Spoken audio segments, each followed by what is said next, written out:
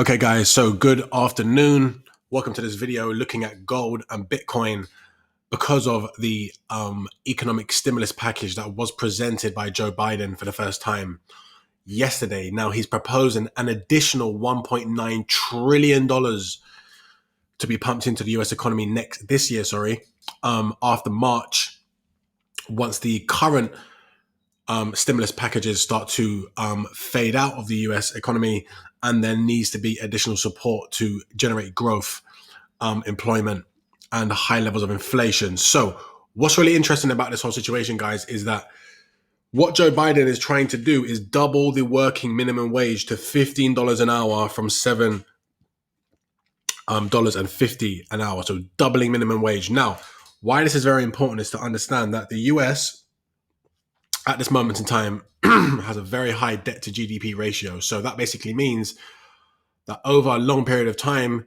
if you look at this endogenous analysis of the United States, the US has been running a deficit in its spending compared to its revenue. So basically, if the US government is taking in, let's just say, a trillion in tax revenue every single year, for an example, but it costs $2 trillion to run the economy, then they obviously are short $1 trillion. So they have to go into the financial markets, issue government debt, which is government bonds, and try to raise that extra trillion to run the economy. Now, at the moment, the US debt to GDP ratio is very high. So if you look at the government section of our spreadsheet looking at the US economy, what we can see is at this moment in time, the debt to GDP ratio is about 127%. So basically, all the past borrowing that was financed because they was always receiving less tax revenue than they needed to spend in the economy, so they borrowed the difference. Over time, the difference is now actually bigger than the size of the whole entire US economy. So that basically means that when you've got a debt to GDP ratio of over 100%, investors usually become very wary about lending money to that government because there's a risk of the government defaulting on their debt because their income is not as high as their expenditure. And remember, you have an interest that's due on that debt. So the interest bill, this is trillions of dollars. How much are they paying in interest every single year? Let's say the US at the moment is paying $344 billion in interest per year on the amount of debt that they currently owe to the rest of the world for borrowing this money to them to help them run this deficit. So we know that when you have high levels of spending to run the economy over the level of GDP, you have to maintain inflation to ensure that the economy is continuously growing, so this debt to GDP ratio remains manageable. If inflation speeds up, and let's say the US economy inflates around 2, 3, 4%, for an example, then the value of everything produced in that economy over that period of time is going to increase, and then the debt to GDP ratio will be lower, and then investors will keep borrowing money to the US at low levels of interest. And this is why it's important to understand that with Joe Biden looking to double the minimum wage, he's clearly trying to cause inflation to help the US inflate further whilst the interest rates are low on their debt and basically inflate their way out of debt. That is basically the principle behind what he's trying to do. But we know with higher inflation, we know gold moves higher because the interest rate at the moment in the United States is 0%.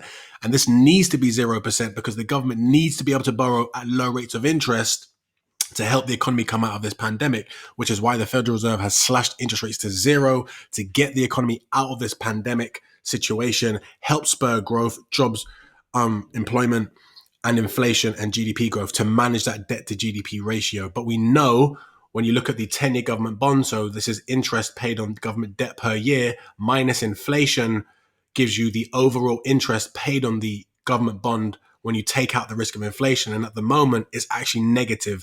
The US 10-year government bond is not paying any interest over the rate of inflation. So if you basically hold US dollars, you're losing money to inflation. The only way you would usually hedge out that risk of inflation eroding the purchasing power of your dollars is you would buy government 10-year bonds.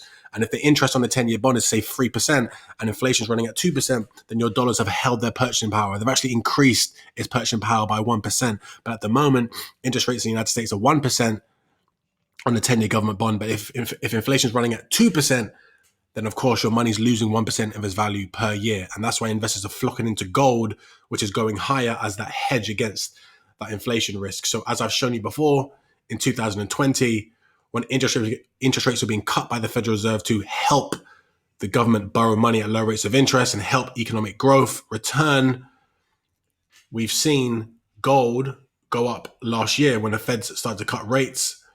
Gold went up to the current levels of around 25%. So if gold's gone up 25%, but inflation's 2%, then who cares? You've made 23% on your dollars. You've more than hedged out the risk of inflation. And it's the same situation for Bitcoin that's being used as a hedge against inflation. When the Fed started to cut rates aggressively in around March, look how bullish Bitcoin has been shooting to the upside. You saw Bitcoin take off aggressively if you look from around March times of last year. So let's just scope out. So here we go.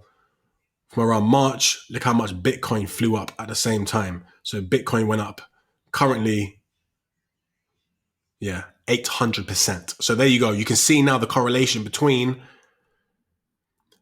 the interest rate on government debt over the rate of inflation as it turns negative. So as you can see now, it's not paying positive interest over the inflation rate. Gold is bullishly pushing to the upside. We can see the same when we look at Bitcoin.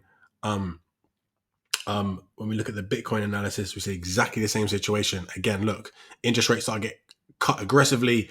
Bitcoin takes off aggressively to the upside. So this is why Bitcoin and gold is being used as a hedge against inflation. So basically what I'm trying to say is that with Joe Biden today signaling $1.9 trillion in stimulus, $15 an hour in doubling the minimum wage, he's trying to create inflation so the US can inflate their way out of debt. That's the only thing they can do right now. They have to inflate their way out of debt. They have to create higher inflation.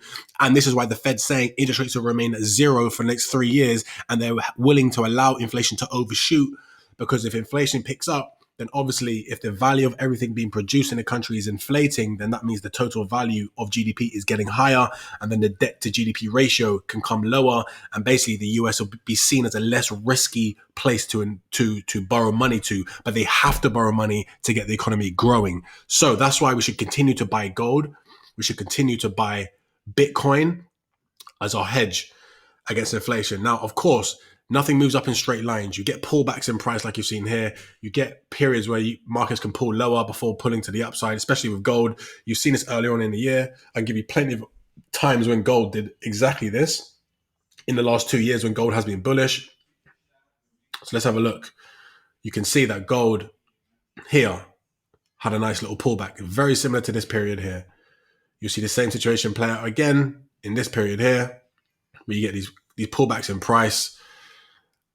Again, you had a big pullback here before gold picked up. So again, guys, the fundamental trend behind gold going higher is basically about a hedge against inflation, and so is Bitcoin. So we must continue to buy these two assets. They're a strong risk against inflation. This is very important to understand, and it can help us moving forward understand the trend in both these inflation risk assets for gold and Bitcoin. So at the moment, let's wait for a new high to be formed for Bitcoin, and then I'm going to jump in and try to add some buy positions for Bitcoin.